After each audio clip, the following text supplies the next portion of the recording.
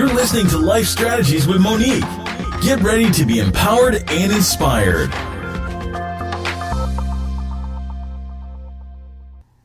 Hey there, and thanks for tuning in to this week's episode of Life Strategies with Monique. In this week's episode, we are talking with Devoreaux Walton. Devoreaux Walton is the owner and operator of Distinct Personal Branding. You are in for a treat. So make sure that you stay tuned and take all the notes that you can so that you can get all the strategies and tips for your life. So if you miss any notes today, make sure you look at the show notes because the show notes will give you all of her contact information. And also, if you're interested in being on my show, please be sure to contact me at www.moniquepetaway.com. Thanks for listening. Well, hello, everyone, and welcome to this week's episode of Life Strategies with Monique. I am so excited that you guys have decided to join us today. You are in for a treat. We have with us today Devoreaux Walton. She is a personal branding expert, and she has her own company called Distinct Personal Branding. Devoreaux, thank you for being on the show today. I'm so excited to hear the things you're going to share with our listeners today.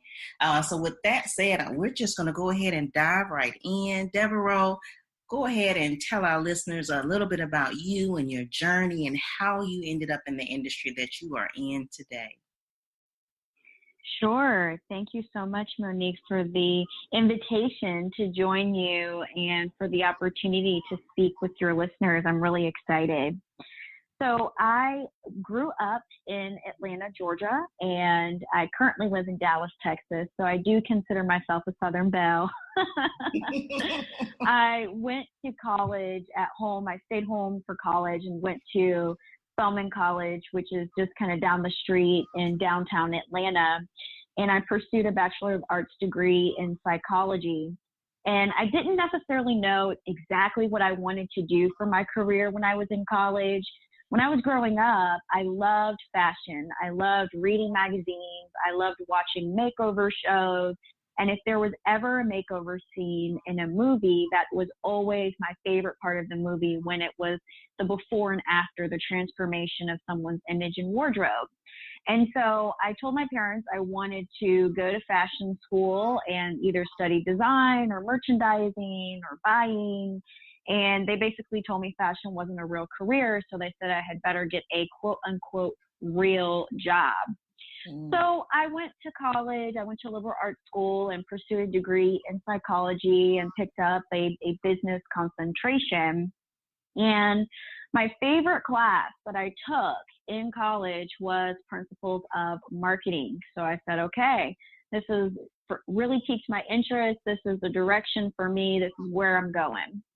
So in that class, we had a project to create a business plan for this made-up business. And so Spelman's an all-female institution, so we were sitting there. We all love puppies, and we decided to create this fictional, like, dog hotel, luxury dog hotspot. So everyone in the group had a part of the different projects for the business plan, and the part that I really owned was the promotional piece for our marketing plan. And that really gave me the opportunity to explore how marketing works and all of the different elements to really successful campaigns and successful promotion. And from then on, it really just piqued my interest and I was hooked. So I went on to pursue a career in marketing full-time after school. I ended up working at Google. I worked at dozens of startups and agencies and went to Washington University in St. Louis, and I earned my MBA degree. So I did my master's in business administration with a marketing concentration. And while I was in school, I had the opportunity to work with a lot of local nonprofit organizations on different projects to really just help position themselves and increase their exposure, trying to reach more clients and more of their ideal target audience.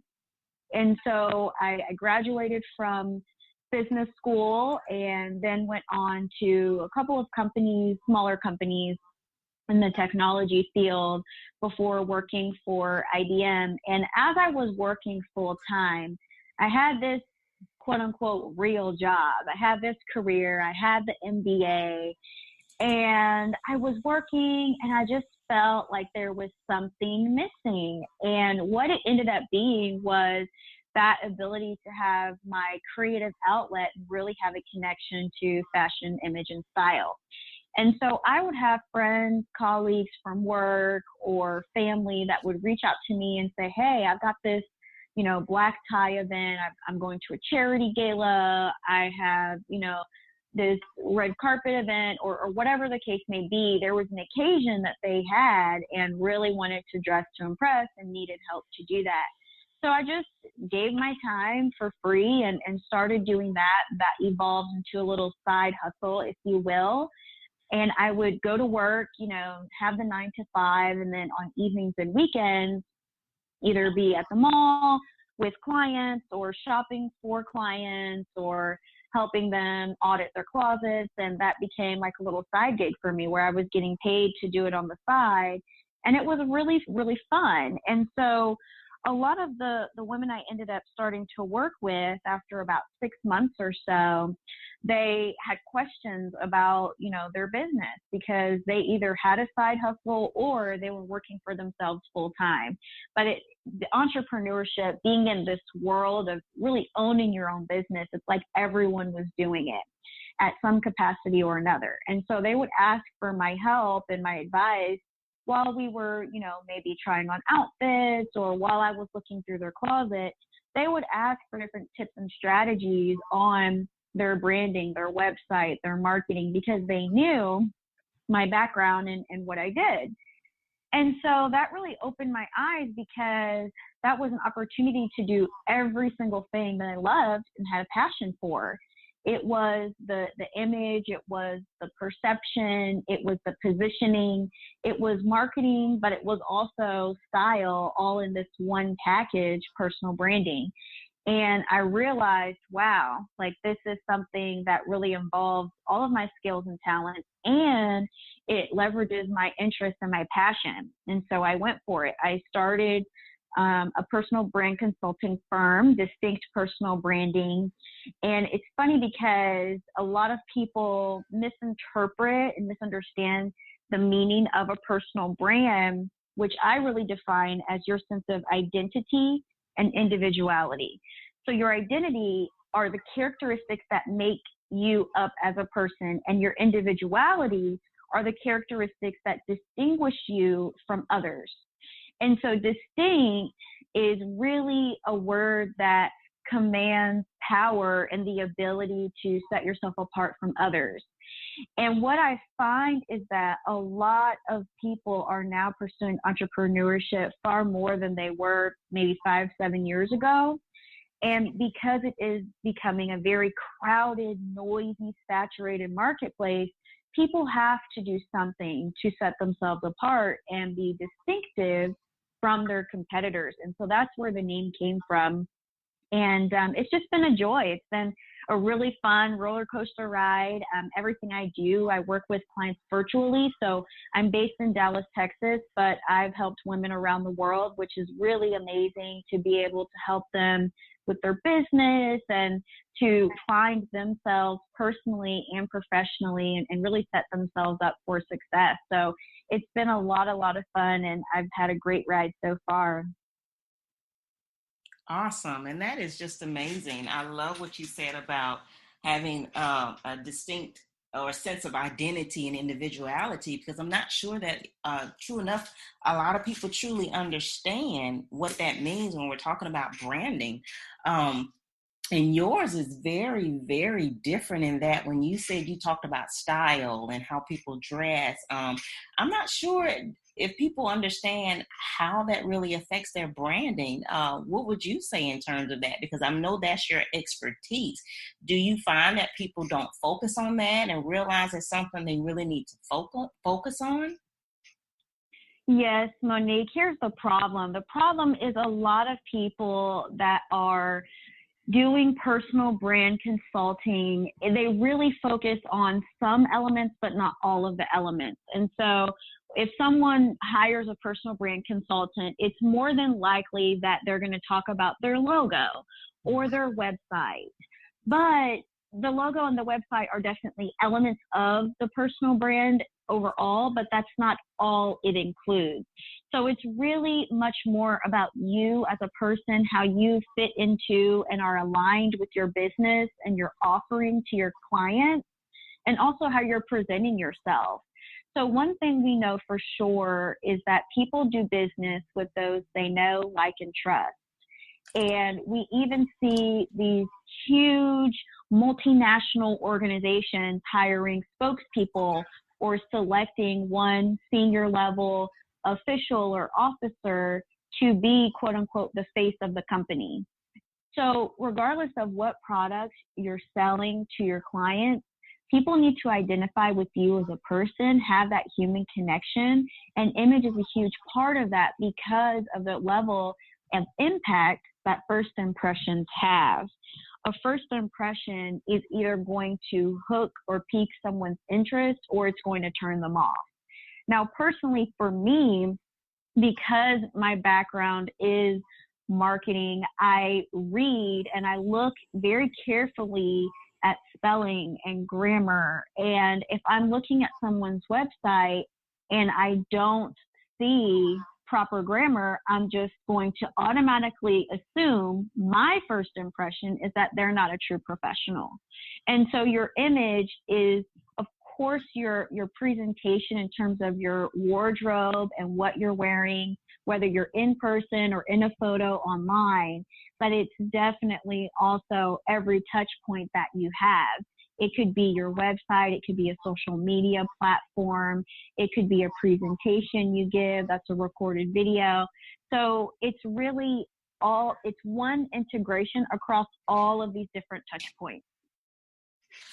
Wow. And that is a lot to have to consider, especially when you're new in business. So when we talk about women who are actually in business or getting ready to go into business, what is the best time for a woman that's in business who's thinking about hiring someone? What would be the best time for them to come see you? Is it when they're starting their business, or is it when they already established their business when they would need to hire you? That's a great question, Monique. To be honest with you, anytime that you are ready and open to getting to the next level in your business is the right time. I will say it's slightly easier for women that are new in business because they don't have several established habits and routines that they may have to break and start doing things in a new way that's a little bit unfamiliar to them. So for all of the established entrepreneurs, there may be, 5 things you're doing wrong that you just have to kind of retrain yourself how to do them. Of course, you can overcome that, but it is a little bit more challenging because, say, for example, you've been in business for 15 years and you're used to promoting yourself a certain way or not doing things a certain way, then you have to kind of learn how to retrain your mindset on that.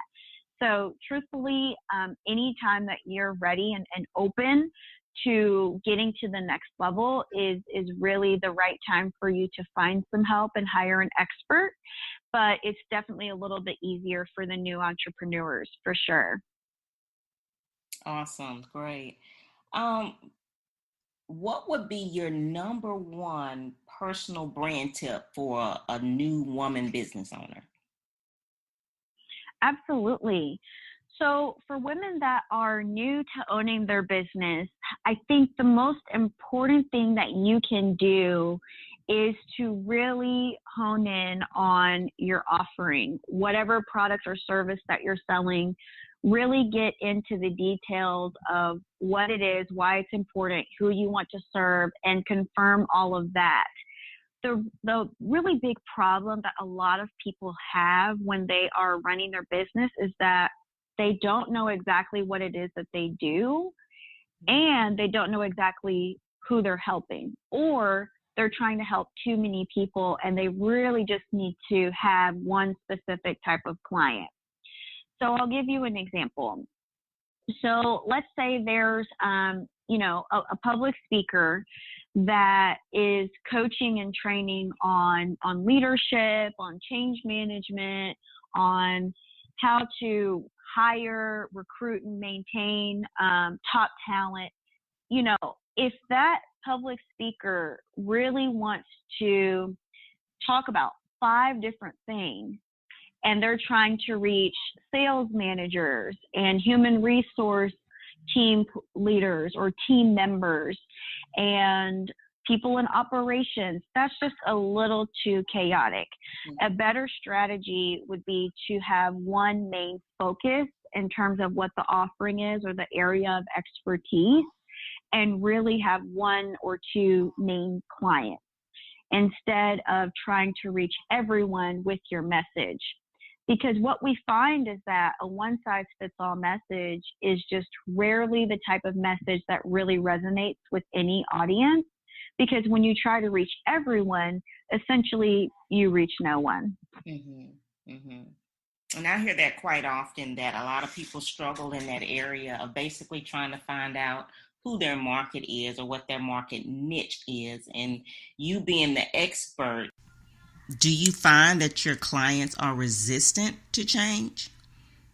Oh, of course. There's always resistance. And I even went through this because I found that for myself with personal branding when I started out, and this is the real marker of a new entrepreneur. When I started out, I wanted to reach everybody. I'll help people in corporate America. I'll help educators in the school system.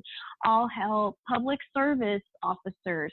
I'll help attorneys. I'll help entrepreneurs. I would just help everybody. Mm-hmm. But really and truly, there is so much value when you can have a specialty. And when I think about this, I think about the analogy of a doctor. So if you think about a general practitioner doctor, that person can only charge X amount. But what happens when a client comes to see them, their patient is complaining about maybe, hip pain. Okay, well, that general practitioner is likely to refer that patient to a specialty doctor. And the specialty doctor can command a higher price, and they're going to really get to the true pain and being able to help that patient to resolve their issues much, much better, more efficiently, more faster compared to what a general doctor could do. So there's really a lot of power and a lot of value in having a specialty. And the huge point around resistance usually comes from the fact that if you're saying yes to one group, you're saying no to serving others. And that was one challenge I had to go through with my business. But I learned, the hard way that if you just try to reach everyone, it's not going to resonate with all of those different types of clients that you want to reach. So a much better strategy is to have that specialty. And, it can be hard to just make those decisions and really think about your business. Think about who you serve, think about who you want to work with, who you want to serve, who you enjoy working with, who you enjoy serving, and having the power to think about how easy everything else in your business will just fall in place when you do decide on that specialty or that special ideal client. It just makes everything easier. It really does. And so that's the value of being able to overcome the challenge of just saying, okay, I'm only going to work with this type of client. And yes, you are turning down other business. But what's great is that you are going to be like a magnet to attract the types of clients you do want coming your way. Wow, that's awesome. Because that makes a huge difference, I think, in different business owners in terms of honing in on what their niche is versus trying to serve everybody. Because again, like you said, you can't serve everybody, but you do need to know what your niche is. And then those people will automatically, flock to you like a magnet. And I believe absolutely that there's a fear factor there, that keeps people from wanting to find that particular niche, that fear factor. What do you think about the fear factor of having to do that? Yeah, absolutely. The fear is definitely there. And, for me personally, before I decided I would just serve only women entrepreneurs, I was working with everybody. And one of the most fun clients I had was a gentleman that was running for Texas state representative. And so I was working with him, and it was so much fun.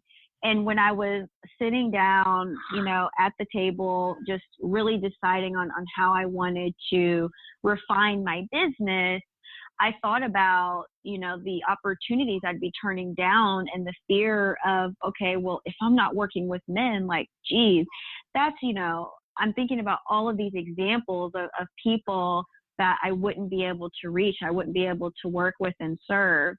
And so the fear of turning down that potential business is always there. But what you have to realize is that the fear is outweighed by the benefit. And the benefit is being able to drink the water, breathe the air that your ideal clients are breathing, and be totally in sync and aligned with them and their problems. And so for me to specialize in women entrepreneurs for my business, almost every single problem that my clients have had, I can look them in the eye and with 100% integrity say, I've been there, I've done that, I've gotten through it, here's our plan, here's what we need to do. So it makes me more relatable to my clients, and that's really one of the main benefits to outweigh the fear of saying no to other potential clients, so I can truly say yes to the ones that matter. And so as a business owner, you have to understand one thing very clearly. You are an extension of your business. So if you are investing in your business, then that's a seed you're planning to receive a return on later. And that's something that's so important, because I think there are a lot of entrepreneurs that want to be successful. They want to achieve the fame and the income and achieve all of their goals, but they're not willing to go the extra mile in their own business or in their own life. And then they wonder why they don't have as many clients coming through the door that they truly want. So I just really want to share that, Monique, because I think it's so important knowing the value of really investing in yourself so that you can give the best to your clients and customers. Oh, awesome. I mean, it really sounds like you really, really take the time to coach your clients to specifically where they need to be in their particular market or industry. And that's absolutely amazing, because I believe so many businesses out there don't necessarily do that. They worry about numbers more so, quantity versus, quality. And I love that is such a unique marker about you and distinct personal branding, because you have a very, very unique industry. I've looked at your sites and everything that you have to offer. And again, you have a very unique branding. And I want my listeners to know how they can get in touch with you, because you have a lot to offer to the world. So if someone wanted to get in touch with you and get your services, how would my listeners be able to do that? Absolutely. My website is distinctpersonalbranding.com, and I'm on Facebook at facebook.com/distinctpersonalbranding, and I'm on Instagram at instagram.com/Devoreaux Walton. Awesome. Thank you so much, Devoreaux. You have given our listeners such amazing information and great tips and points and strategies on what they need to know about their personal branding. I know you're going to continue to do great things in your industry, because you are the expert, especially in distinct personal branding. Thank you so much for staying on the show today. If you would you be willing to come back and share some more insights with our listeners? Absolutely. I'm always happy to come back and share more stories. Awesome. Thank you so much. And to our listeners out there, thank you so much for tuning in to Life Strategies with Monique. I do hope and pray that you have picked up a nugget, a tip, or a strategy that has impacted and will change your life for the better. Hey there, it's Monique with Life Strategies with Monique. I do hope that you got some nugget or some strategy today by listening to Devoreaux Walton. She was absolutely amazing. Be reminded that all of her contact information will be in the show notes. So I look forward to seeing you next time. You've been listening to Life Strategies with Monique.